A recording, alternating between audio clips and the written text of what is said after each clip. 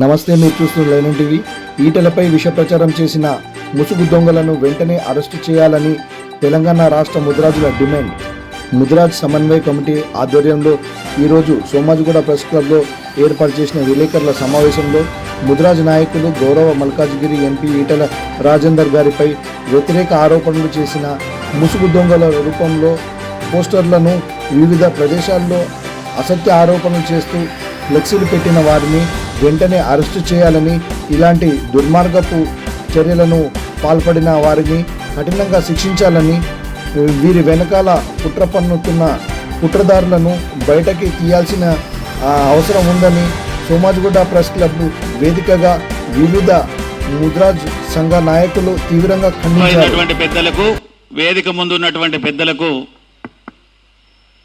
తెలంగాణ రాష్ట్ర ఆవిర్భావ దినోత్సవ శుభాకాంక్షలు తెలియజేస్తూ, ముందుగా 2-3 రోజుల నుండి 2 రోజుల ముందు మాజీ మంత్రివర్యులు, మల్కాజ్గిరి పార్లమెంటు సభ్యులు, ముదిరాజ్ ముద్దుబిడ్డ ఈటల రాజేందర్ ముదిరాజ్ గారి పైన ముసుగు దొంగలు వేసినటువంటి ఫ్లెక్సీలను, వారి వెనుకాల ఉన్నటువంటి చర్యను యావత్ ముదిరాజ్ సమాజం తీవ్రంగా ఖండిస్తుంది. ఈరోజు ఎవడ్రా మీరు, ఎక్కడి నుంచి వచ్చిండ్రా? 40 సంవత్సరాల రాజకీయ జీవితంలో మచ్చలేని నాయకుడుగా కొనసాగుతున్నటువంటి ఈటల రాజేందర్ పైన ఉమ్మి వేస్తే, సూర్యుని మీద ఉమ్మేస్తే మన ముఖం మీద పడ్డట్టే. కరోనా సమయంలో ఎక్కడున్నారా మీరు? ఇళ్లలో వండుకున్నారు. తన ప్రాణాలను కూడా లెక్క చేయకుండా ప్రజలలో ఉన్నటువంటి వ్యక్తి ఈటల రాజేందర్. తెలంగాణ రాష్ట్ర సాధన కోసం తన పదవులను రాజీనామా చేసి తృణప్రాయంగా ఉప ఎన్నికల్లో గెలిచినటువంటి వ్యక్తి ఈటల రాజేందర్ ముదిరాజ్ బిడ్డ. ఆనాడు విద్యార్థి దశ నుంచి ప్రజాస్వామిక విలువల కోసం, ప్రజాస్వామ్య రక్షణ కోసం పోరాటం చేసినటువంటి బిడ్డ ఈటల రాజేందర్. దమ్ముంటే సై అంటే సై అని ఎదురుకొట్లాడండి. ఈ ముసుగు దొంగలేంట్రా? ముసుగులేసుకొని కొట్లాడే కథ ఏంది? మేము ఏ పార్టీని నిందించడం లేదు, ఏ పార్టీని వ్యతిరేకించడం లేదు. అయ్యా రాష్ట్ర ముఖ్యమంత్రి గారు, మీరు హోంశాఖ మీ దగ్గరే ఉన్నది. మా బిడ్డ పైన, మచ్చలేని నాయకుడి పైన అపనిందలు వేసిండ్రు. గతంలో అపనిందలు వేస్తే ఒక పార్టీ, ఒక ప్రభుత్వం కుప్పగూలిపోయింది. మీరు ఉన్నతమైన స్థానంలో ఉన్నారు. విచారణ జరిపించి దోషులు ఎవరైనా కఠినంగా శిక్షించాలని ఈ సమావేశం డిమాండ్ చేస్తుంది. పదవుల కోసం ఆరులు జాసేవాడు ఈటల రాజేందర్ అయితే కేసీఆర్ తోటి ఎందుకు కొట్లాడు? పదవే ఉన్నది కదా, మంత్రి పదవే ఉన్నది కదా, ఆ మంత్రి పదవి పట్టుకునే ఊగులాడేవాడు కదా. పదవే కావాలని అనుకుంటే ఎక్కడికి పోయేవాడు? అధికారంలో ఉన్నటువంటి పార్టీలకు వెళ్లేవాడు కాదుగా. ఓడినా గెలిచినా ప్రజల పక్షాన నిలబడేటువంటి వ్యక్తి. తానెన్నడూ ఈటల రాజేందర్ స్టేట్మెంట్ లో నరేంద్ర మోడీ గారిని గాని, భారతీయ జనతా పార్టీని గాని నా సొంతం నేనే గెలిచినా అని ఎక్కడ చెప్పలే. నేను ప్రజల బిడ్డను, నేను ప్రజల మనిషిని, నేను ప్రజల కోసం పనిచేస్తున్నా, నరేంద్ర మోడీ గారి ఆశీస్సులతో నేను పనిచేస్తున్నా. ఇవాళ నాకు ప్రజలు ఆశీస్సులు అందించి అతిపెద్ద పార్లమెంట్లో మంచి మెజార్టీ ఇచ్చి గెలిపించిందని చెప్పినారు తప్ప, మీరు వేసే మాటలు కానీ, మీరు చెప్పే వాక్యాలు కానీ ఏ ఒక్కటి కూడా ఈటల రాజేందర్ గారికి వర్తించవు. ఇవాళ తెలంగాణ ఉద్యమం మొదలుపెట్టిన నుంచి చివరి వరకు, సాధించే వరకు, ప్రభుత్వం అధికారంలోకి వచ్చే వరకు, వచ్చిన తర్వాత ఆర్థిక మంత్రిగా 7 శాఖలు నిర్వహించినా ఎక్కడ మచ్చలేదు. తర్వాత వైద్య ఆరోగ్య శాఖ మంత్రిగా చేసినా మచ్చలేదు. ఈటల రాజేందర్ మీ పార్టీలో ఉంటే మీ పార్టీకి బలం తప్ప మీ పార్టీకి బలహీనత అని అనుకోవడం, అది ఎవడని అనుకుంటే అది మీ మూర్ఖత్వమే. ఎన్నడూ కూడా అవమానాలైనా దిగమింగిండు. కానీ ఆత్మగౌరవం కోసం పోరాడిండు. ఇవాళ వక్తలకు నేను సూచించేది ఒకటే, ఈటల నిజాయితీ గల బిడ్డ. మనం ఏ పార్టీ చేసిందని మనం నిర్ధారణ చేయడానికి లేదు. ఇప్పుడు ఇంటి దొంగలైనా బయటి దొంగలైనా, ఇంటి దొంగలైతే రామచంద్రరావు గారు చూసుకుంటారు, అది బయటి దొంగలైతే ముఖ్యమంత్రి రేవంత్ రెడ్డి గారు చూసుకుంటారు. ముదిరాజులను రోడ్డు మీదకి ఎక్కించడానికి ప్రయత్నం చేస్తే దాని ఫలితాలు చవి చూసేటువంటి అవకాశం ఉంటుంది. ఇప్పటికే తెలంగాణలో అగ్గి అంటుకున్నది. ఎక్కడికక్కడ పార్టీలకు అతీతంగా, సంఘాలకు అతీతంగా ప్రెస్ మీట్లు పెట్టి ఈ సంఘటనను ఖండిస్తున్నారు.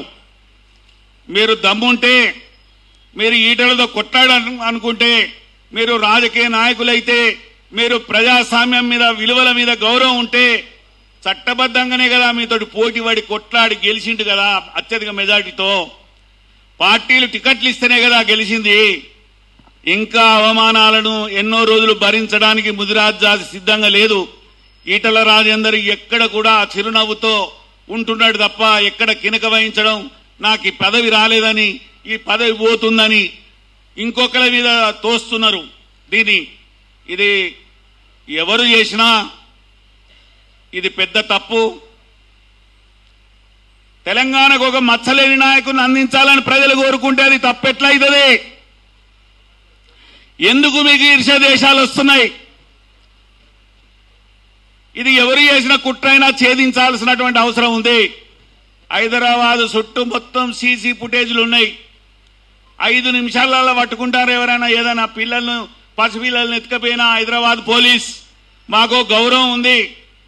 5 నిమిషాలలో 24 గంటలలో పట్టుకుంటారు. మరి అలా వ్యాన్లు తీసుకొచ్చి ఎక్కించి పెట్టిన ఫ్లెక్సీలు కానీ, మనుషులు కానీ మరి దొరుకుతలేరా అనేటువంటి అనుమానం కూడా మేము వ్యక్తం చేయాల్సి వస్తుంది. దయచేసి పోలీస్ శాఖకు ఇప్పటికే వాళ్ళ పార్టీ పరంగా ఇచ్చున్నారు.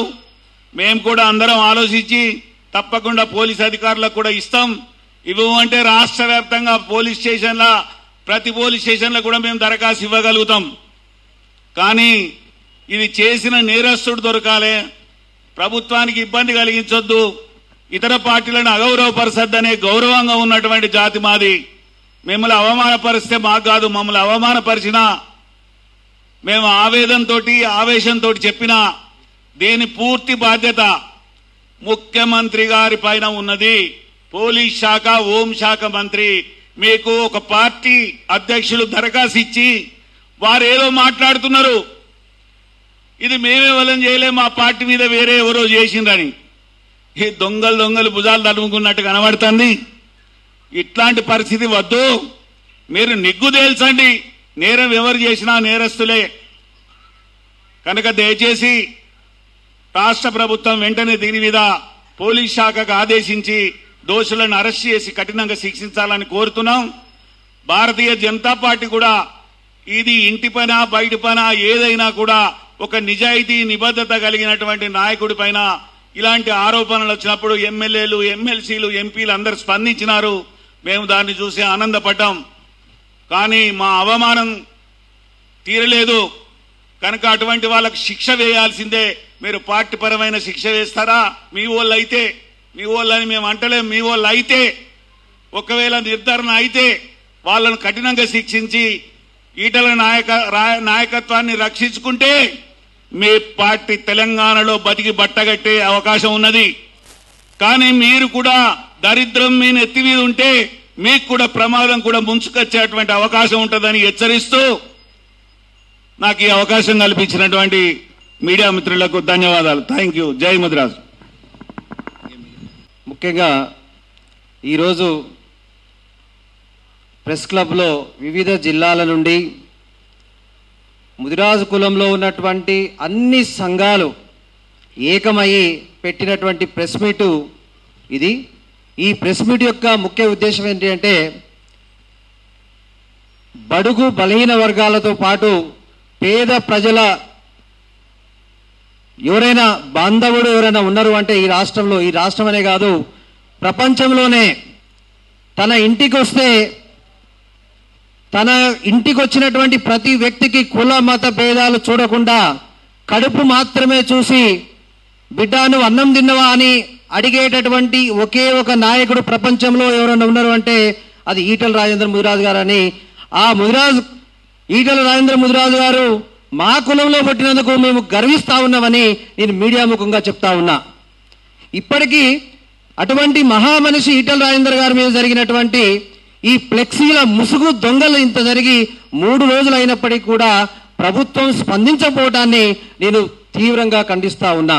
సూటిగా ఈ ప్రెస్ మీటు రాష్ట్ర డీజీపీ సివి ఆనంద్ గారిని ఉద్దేశించి నేను చెప్తా ఉన్నా.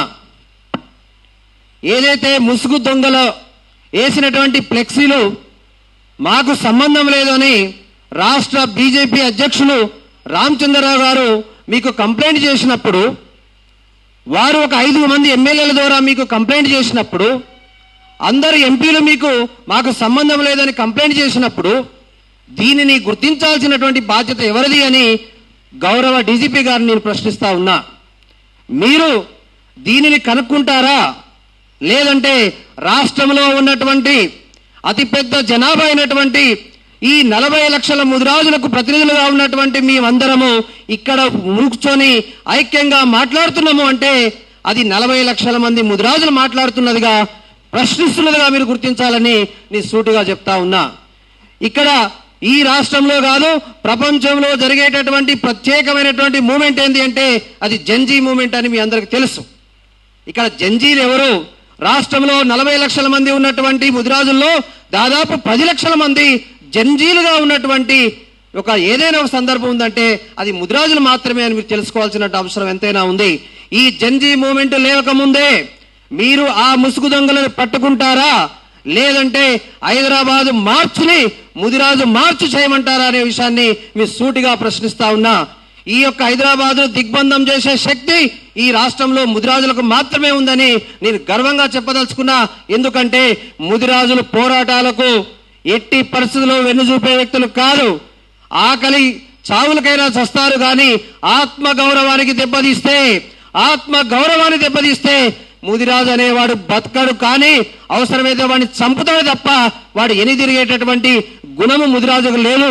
ఖబర్దార్ నా కొడకల్లారా చెప్తా ఉన్నా, ఒక్కసారి మేము లేచినామంటే కొడకల్లారా పంట పెట్టి తొక్కుతాం. ఎందుకంటే జంజీ మూమెంట్ లేచిందంటే మీరెవరు తట్టుకోలేరు. ముదిరాజుల యొక్క దాడికి వాటి యొక్క దాటికి తట్టుకునే శక్తి ఇక్కడ ఎవరికి లేదు.